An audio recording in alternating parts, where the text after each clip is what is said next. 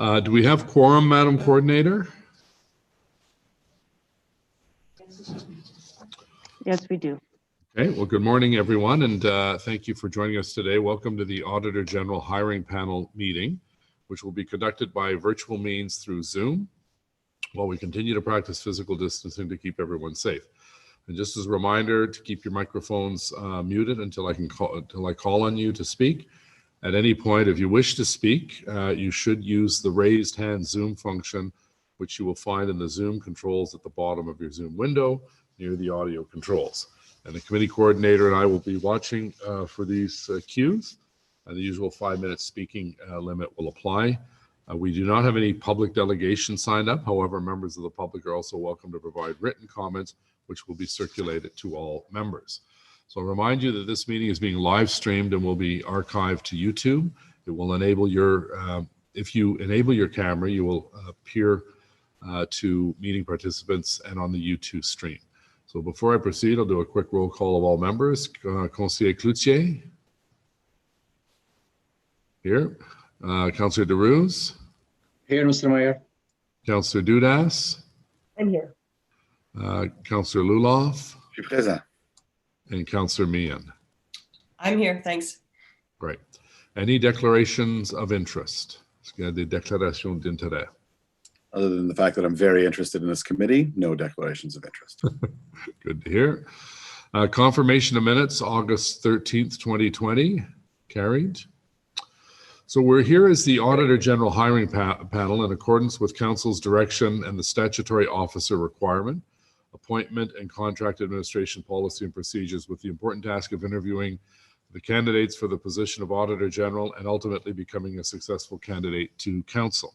Our first step is to select candidates from a long list to establish a short list that will be interviewed by the hiring panel at our next meeting on November 6 and 9, 2020. We'll also consider the interview guide that will be used at that next meeting. And at this point, I'd like to ask Mr. Rick O'Connor, City Clerk, and Ms. Margaret Campbell, Head, Municipal Practice, Augers Bernstein, the firm that was successful in the competitive procurement process, to assist the hiring panel on this matter, to provide us with any comments or advice. Mr. Clerk, please. Thank you, Mr. Mayor. And as members are aware, the term of the current Auditor General's employment contract is set to expire on December 31st of this year. And I can remind members that earlier on April 8th of 2020, Council approved the statutory officer recruitment, appointment, and contract administration policy and procedures. And you'll recall that this policy and procedures incorporate the recommendations from the Ontario Ombudsman's report, which was issued in November of 2019, with regards to the region of Niagara's rather troubled hiring of its CAO in that year. And the Ombudsman called the report inside job. The Council approved policy and procedures provide for a consistent approach that has improved accountability and transparency in the hiring and contract administration of both the Auditor General and the City Manager, as well as the Integrity Commissioner. In May of 2020, Council delegated the authority for hiring the new Auditor General to the Auditor General Hiring Panel here today, in accordance with those policies and procedures. Now, Mr. Mayor, although this is technically a committee of Council, I know that all members understand that they are acting as a hiring panel, and that hiring panels must observe some different practices and procedures that may actually be inconsistent or, quite frankly, counterintuitive to how a committee of Council would operate under normal circumstances. Specifically, the hiring panel members must agree to attend all of the meetings related to this particular hiring, and that means, in short order, only members of the hiring panel will be reviewing the list of candidates and their confidential CVs or resumes. Only members who hear the consultant's presentation in camera may participate in the selection of the candidates to be interviewed, and barring any individual issues of personal as opposed to pecuniary or financial conflicts of interest, which can be identified and dealt with through the Municipal Conflict of Interest Act, members must be present for all of the interviews. Members cannot be late for the interviews, and they cannot step in as they were if it were a committee meeting and just resume their post. Members who are absent from the interview process cannot participate in the recommendation process.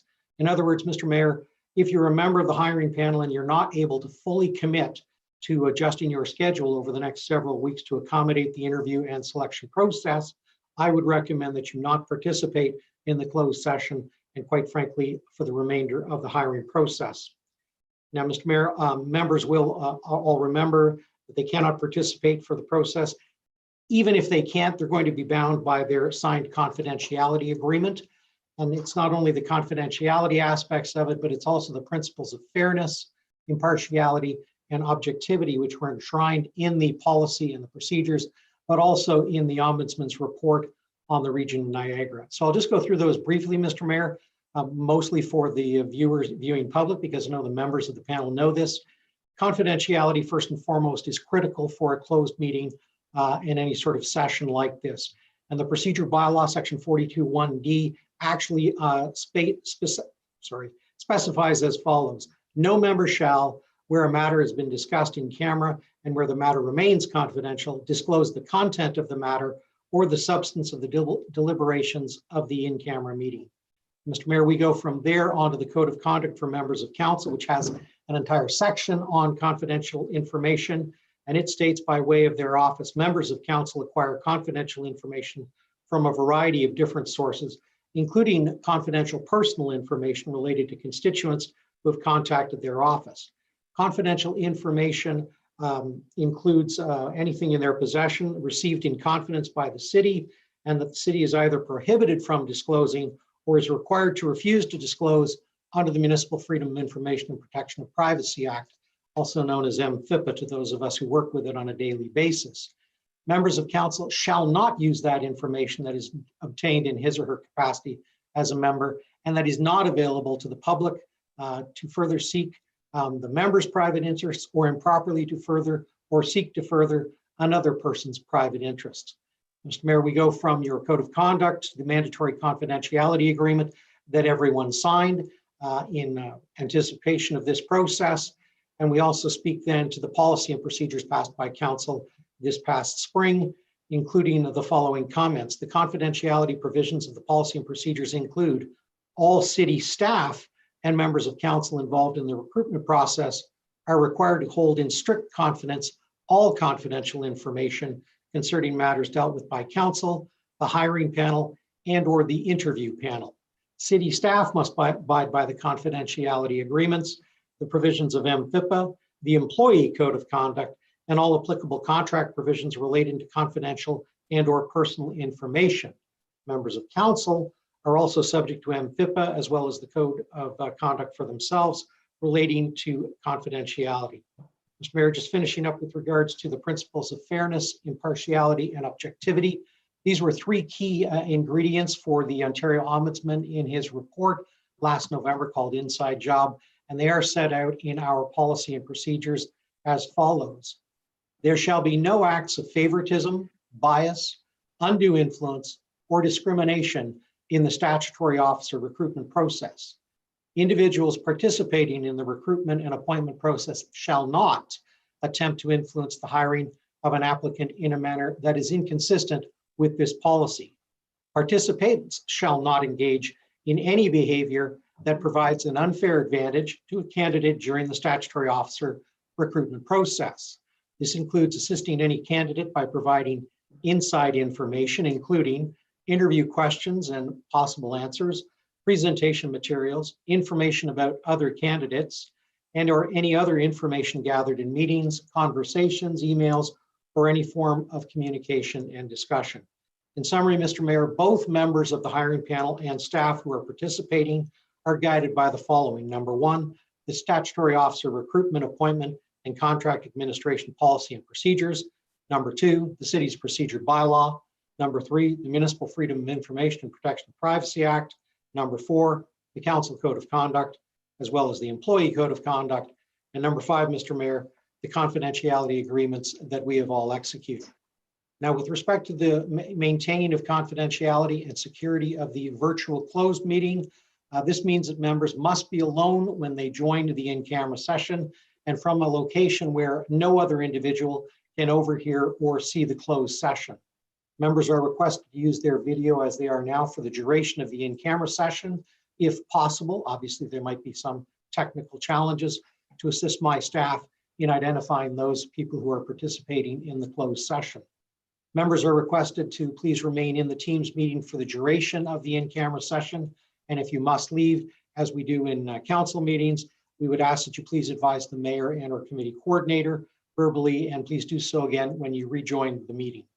If at any time during the MS Teams meeting, someone cannot be identified by either the mayor or the coordinator, the meeting will be stopped and then until that person is identified and clarified.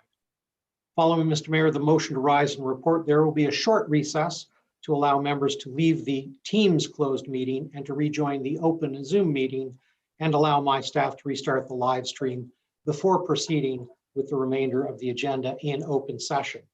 Mr. Mayor, thank you. I'll now ask Margaret Campbell for some brief additional comments. Ms. Campbell? Thank you, Rick. Just want to reiterate what the clerk indicated about the confidentiality for these candidates. They're all put themselves forward. Obviously their employees do not know they're in the mix. Secondly, the hiring panel received from our secure online portal on October 26th, the briefing doc, the posting, candidate information, and interview questions. We will discuss our process, the market feedback, candidate backgrounds, and determine candidates to be invited for an interview on the 6th of November and November 9th. Thank you.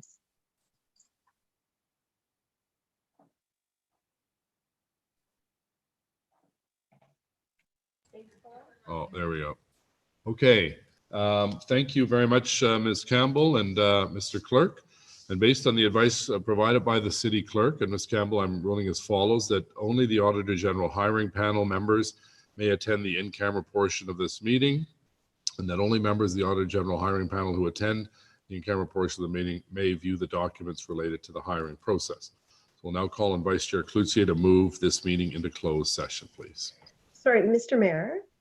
Yes. Before we do that, I just want to ask, I am personally having some technical difficulties, and I don't know, because we're all relying on technology, if when we're in camera, and this is a question to Mr. O'Connor, if we fall out because of technology issues, we cannot necessarily advise you that we are stepping out. Is there a process we should do when we come back in, or how does that work? Mr. Mayor, in the normal course, you would indicate that you are stepping out. If you're unable to do so, I would certainly take a phone call, Councillor, from you directly. I have my cell phone here, and I will alert the mayor and the coordinator. And the mayor may, in fact, want to stop and wait until we've reconnected with you. Okay, thank you. Just because with technology, you can't count on it all the time. Yeah. Thank you very much. Good idea. Thank you. So, Mr. Councillor Cloutier, please. Thank you, Mr. Mayor. Merci, Monsieur le Maire. Be it resolved that the Auditor General Hiring Panel is the hiring panel resolve in camera pursuant to Procedure Bylaw 2019-8 subsections 13.1b, personal matters about an identifiable individual, including staff, and 13.1d, labor relations or employee negotiations, in order to select the candidates to interview for the position of the Auditor General, as well as to consider matters related to the next steps in the hiring process, including the interview guide. Okay, so that's a motion on that motion. Carried? Carried. Carried. So we'll take 5 minutes to allow members of the panel to leave the Zoom meeting and join the MS Teams meeting, as well as to allow clerk staff to stop the Zoom meeting. So we'll see you and hear from you in 5 minutes. Thank you. I'll switch you over. Okay, because I would have no idea what to do.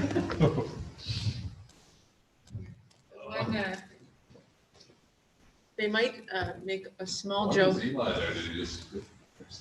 don't know. I guess he wanted to see the beginning, but he left